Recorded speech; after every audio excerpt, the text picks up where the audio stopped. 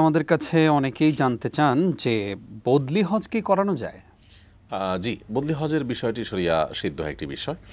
যিনি নিজে হজ করতে পারছেন না, শারীরিকভাবে অক্ষম অপারগ, অথবা তিনি মনে করছেন তার যে কোনো মুহূর্তে মৃত্যু হয়ে যেতে পারে, তখন তার অর্থে যেন হজ হয় তিনি ওসিয়ত করে যাচ্ছেন।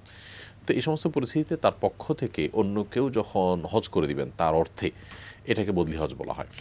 এই বদলি হজ করা জায়েজ আছে। ওই ব্যক্তির কি হজ আদায় হবে? যেমন আমার সামর্থ্য নাই কিন্তু আমাকে টাকা দেওয়া হলো, আমার কি হজ হবে? জি না, যিনি আপনার হজ করলেন, বদলি হজ করলেন, তার হজ আদায় হওয়ার প্রশ্নই ওঠে না। যিনি অর্থ দিচ্ছেন, হজের সমস্ত খরচ খরচা যিনি বহন করছেন, হজটা মূলত তার হবে।